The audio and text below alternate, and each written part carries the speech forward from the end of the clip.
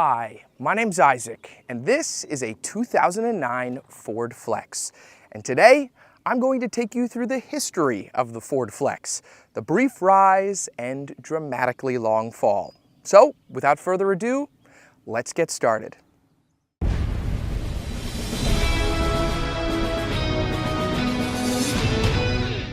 The Ford Fairlane Concept debuted at the 2005 Chicago Auto Show to a fairly warm reception from the articles that I could find from the time. The concept got its name from a production car that originally ran from 1955 to 1970, though this concept was a complete departure from what that car originally was, a trend that Ford has continued to this day. The exterior of the Fairlane Concept, however, was nearly identical to what the Ford Flex would become, apart from having rear-hinged back doors and a swing-out tailgate that never made it to production. The Flex officially came to market in 2008 as a 2009 model and was slightly larger than the original concept. It debuted with only one engine choice, a 3.5-liter Duratec V6, but the following model year added the choice of another 3.5-liter V6 option, a name that is now synonymous with Ford, the EcoBoost. The 2010 Flex was one of the first vehicles to ever have the EcoBoost engine as an option. The 3.5-liter EcoBoost output 355 horsepower over the 262 horsepower on the regular Duratec. That's the one that I have here today. Eventually, though, this Duratec did get a slight horsepower boost in 2013, bringing it up to 287 horsepower. And the EcoBoost got a jump up to 365 horsepower. The Flex came with the option of 3 trim models across its lineup: the base SE, the mid-trim SEL, which this one that I have today is, and the top trim Limited. And while this design language was fairly new at the time, a lot of different manufacturers were creating small, squared-off SUVs. It's hip to be a cube. The interior isn't nearly as unique as the Concept's interior was. It looks pretty much like every other Ford of this era, but it is well laid out and the material quality is decent. There was even an option for a third row. Also, I have to mention this, the second row climate controls and this little drawer for the cup holders look like a derpy face, and then when you open the cup holders, it looks like it's going, "Ugh!" The higher trims did offer some nice touches, like this faux wood material, leather, and heated seats. Some of them also offered perhaps the most unique sunroof setup that I've ever seen. The front seats would get a regular sunroof, and from the exterior, it looks like you have a pretty standard panoramic piece of glass in the back, but that's not actually the case. When you step inside, you see that the second row occupants get their own individual little spot windows on the ceiling, and the third row has a normal-looking sunroof again. Why didn't Ford just make this one giant piece of glass like most other vehicles? I don't know. Perhaps it was a safety thing? Either way, this intricacy makes the Flex all the more unique. And while it may not have been the first, it was an early adopter of the blacked-out pillar, floating roof design trend. That has become incredibly popular today. Almost every new vehicle on the market seems to have that floating roof design. Alpha Shark will be right back after a word from our sponsor. I don't know about you, but I don't really think about my car battery until I'm in a rush to get somewhere and I jump in my car and I find out my battery's dead. And I'm in the middle of an empty parking lot. Oh, come on! But thankfully, today's sponsor, Ancel, has a solution to this, the BA101 battery tester. So this is really simple. All I have to do is hook this up to the positive and negative on the battery while the vehicle is still running. And then I have quick test, battery in vehicle, out of vehicle, which is really useful to test old batteries. And then you have some other settings here, but we're going to go to battery in vehicle.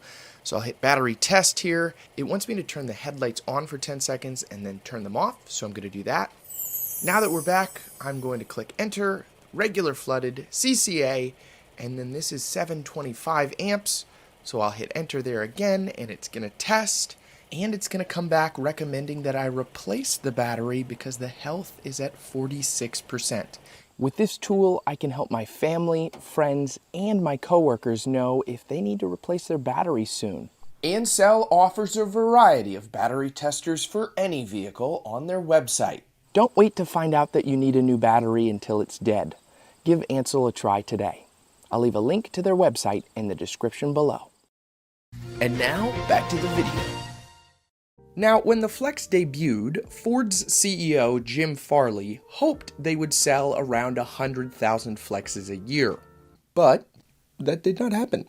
When the sales numbers came in for the first full model year, 2009, the Flex only sold just under 39,000 units. Honestly though, I think those are pretty strong numbers for an all-new crossover SUV wagon type vehicle that, if purchased in white, could be confused with an overturned refrigerator at a distance. So hopefully 2010 would prove better for sales and they would continue to pick up as time went on. Oh, well, actually the Flex's sales dipped a little bit more to just over 34,000, and unfortunately sales continued to slip from there. Despite slipping sales, Ford was determined to make the Flex a success. Probably the most bizarre attempt at this was advertising in the comedy movie Daddy's Home. Throughout the movie, Will Ferrell cannot stop talking about how much he loves his Ford Flex. And of course, it's played off like a joke, but it comes across more like a sad marketing attempt to convince people it's worth buying. It's a great family car. Got plenty of room for the kids, gear, and plenty of pickup for me. Yeah, that's how normal people talk. So I've talked about the production and the slipping sales of the Flex, but how does it actually drive? All right, driving the Ford Flex. This basically handles like most late 2000s Ford vehicles that I've driven. It's simple, it runs well, it's very smooth, acceleration's nice when you speed up, and it has a pretty commanding view. Even though this is a lower crossover, it's not very high, I still feel very comfortable with where I'm sitting. They're very plush seats in this SLE, and it's a nice experience overall. The C-pillar does give you a little bit of a blind spot as you look back, but it's not terrible. It feels very open in the cabin. It's definitely not cramped. You could absolutely fit a family in here very comfortably, so I think it's fine. But maybe that's part of the problem. It didn't stand out enough. The styling was very extreme for the time, but the drive quality wasn't much different from other Fords. And that is most likely the biggest reason that the Flex failed. If people were shopping for a Ford SUV, they were more likely to buy an Explorer because it had a similar driving experience to the Flex, but it was already an established nameplate with a solid reputation and a more traditional SUV look.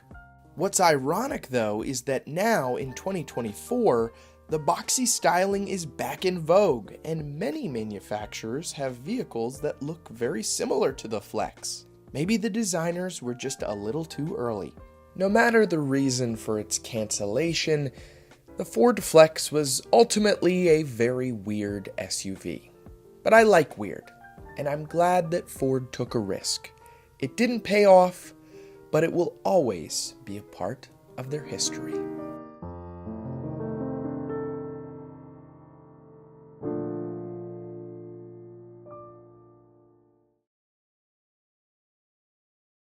Well, that's just about going to wrap up this video. I really hope you guys enjoyed. Before I go though, I'd like to mention that I'm a Christian, so if you have any prayer requests, you can leave those in the comment section below. And lastly, I like to close out on a scriptural reading. This week, John 3:16. For God so loved the world that he gave his only begotten Son, that whoever believes in him shall not perish, but have everlasting life. All right, guys, take care, and remember, no matter what vehicle you drive, even if it's a Ford Flex, I hope it lasts you a long time and it serves you well. I'll see you next time.